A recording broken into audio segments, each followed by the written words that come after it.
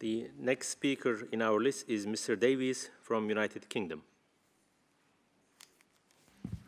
Mr. President, across Europe we see a fight between progressives and right-wing nationalists. We see it in France, we see it now in Britain with a snap general election where the right-wing nationalists, of course, are the Conservative Party. Theresa May said she wouldn't have a snap general election. Now she's losing 2 months of the 2 years that Britain has got to negotiate its departure from the EU for party reasons instead of for the country. We see her change her manifesto where the Conservatives said they wanted to be part of the single market. Now they say they'd leave. The Conservatives said they wouldn't increase tax, VAT and national insurance. Now they say they will.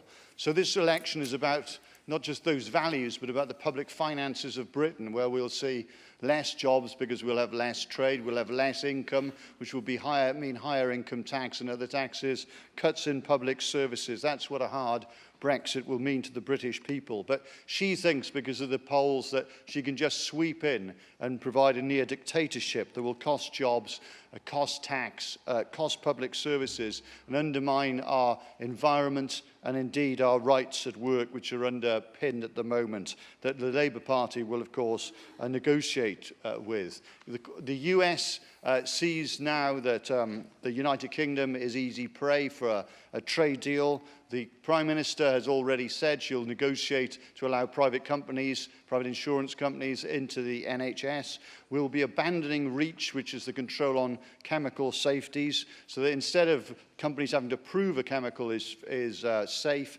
the Environment Protection Agency, as in the United States, will have to prove it's hazardous. And that's why in the United States asbestos is allowed. That's why hormone-impregnated foods and meats are eaten by children who end up having premature puberty. We've all got that to look forward to in Britain if it becomes a free market tax haven without the protections that lower the costs of trade that expose our citizens.